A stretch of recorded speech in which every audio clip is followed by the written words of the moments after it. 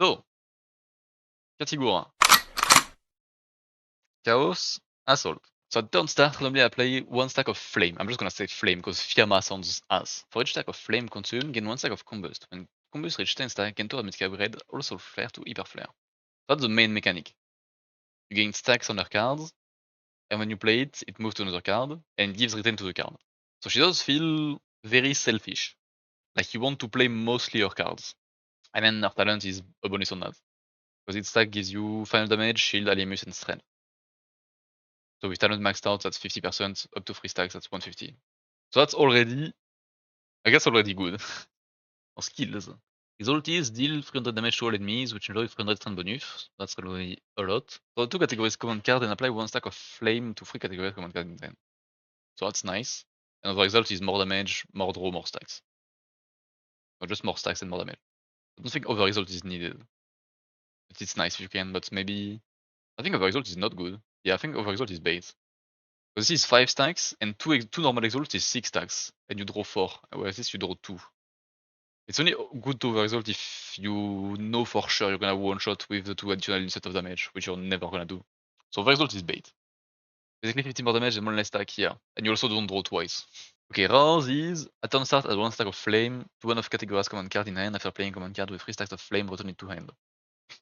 That's really good. Like you get 1 for... You get 1 at turn start, and here you get another 1. So you get 2 stacks. So this further fuels the fight that she's selfish.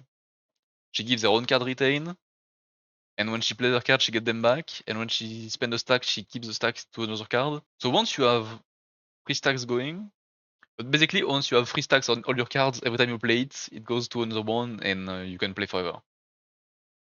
So she really wants a rose. Basically it enables her to loop her card forever without needing to draw or anything like that. Then she has that. Damage to all enemies, which ensures 300% bonus. But you're never gonna want to play that, you want to play the upgraded version, which you get from having 10 stacks of combust, which you get by playing 10 stacks of flame. Deal 500 damage to all enemies. For each point of item Mythica consume, enjoy an additional 150 strength bonus. Consume all combust, gain an additional 50% strength bonus per stack consumed. So this seems insane to me. Because like, if you mouse wisdom with a 5, you get 8. So you get 8 times 150 plus the 300. That's already 150 strength. And if you have your 10 stacks, which once you're going and you can loop forever, you're gonna have, that's another 500, right? That's already pretty good. But if this is maxed out, and this is like 3 stacks on the card, you get 150 to the final damage. So you get times 1.5 to this.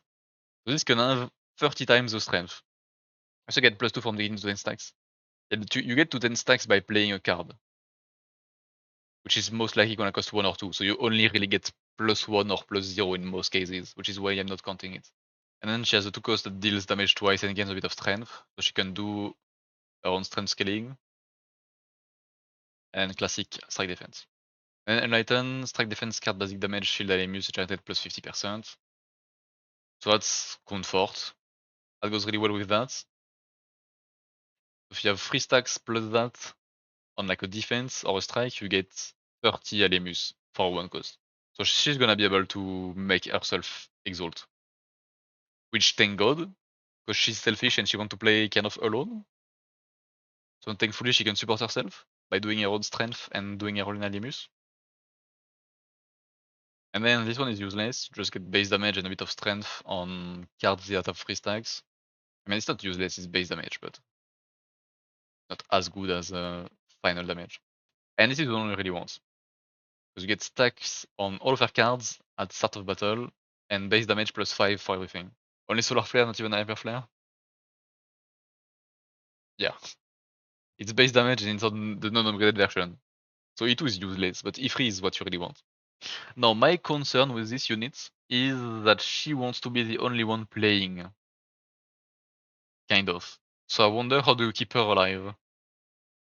And does she do enough strength stacking on her own? Because if all I'm doing is strike defense, last stand, I'm not really keeping myself alive or healing. Kill them fast enough, but you need to stack strength before you can really enjoy the 32%. No way she's strength stacked enough. I want to run her with Clem. Yeah, my thought was with like Clem, like she seems like she's gonna fit really well in Ultra. Because Castor does shield passively or in Icor. Because Tentacles and Castor's Feather give shield without spending Arithmetica, which she wants because she wants to play alone. And also Orla is gonna be really nice because she just does one thing and then dips. Or Icor with Tentacles and like passive healing. And then your strength is just Goliath stealing a bunch from the enemies. Seems like she needs a few turns letting others play first. I mean, she does want others to play first, but you can't, because you need to cycle your stacks. Because you need to have your 10 stacks of Combust and your 10 stacks of Flame to get maximum damage. And if you have that, you get 1 stack, and if you rouse, you get like 3 stacks. No, you get 2 stacks per turn and 4 exactly at the start. So every time you get her card, you want to play her cards. And at some point, they won't even leave your hand. We need to see how it works when you return a card at 3 stacks. So I guess it depends if the stack consumed go to the card you just return. Because like her whole kit is I want to play alone, I want to stack alone, and then I do big damage. But I think realistically, you're gonna take a long time to get to your 10 stacks. And you need another strength stacker. And you need your team to not be arithmetic angry. She always wants cards in hand to transfer stacks, so she's always gonna have cards in hand, because their ult makes her draw and stacks gives retain. She really wants Hamel. She wants anything that gives Arithmetica. Or at least does not consume much. So she probably wants Hamel, she probably wants Orla. Castor feels like it might fit well. Murphy and Celeste could fit, because they have like a 0 cost that gives Arithmetica.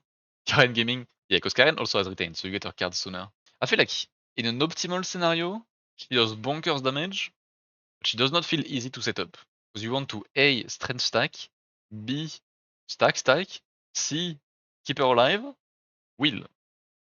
This is a will I thought was good. Crit damage, base damage, strength generated up. Oh, it's only 12, I thought it was 20. And 10 strength. She has a lot of effects like this on her will and on her free will. That is play cards. Okay, that's also another thing I find confusing.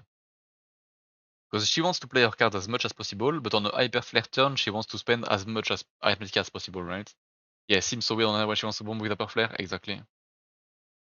I think maybe what's intended is you cycle her cards and then you play hyper flare for 0. That might be how she's played. Like you just get stacks and then you hyper flare for 0, and you don't get the bonus of arithmetic, but you get the combust and flame bonus. That's how I see her working. And like as a finisher, you can bomb with the full +9 mana hyper flare. But most likely you're just gonna cycle and hyper flare. Because I'm guessing once she's properly set up, you have like 3 stacks on everything. And so you just have perma your card in hand, and every time you play them, they stay. But that's 3 stacks, and you need 10 to get hyper flare.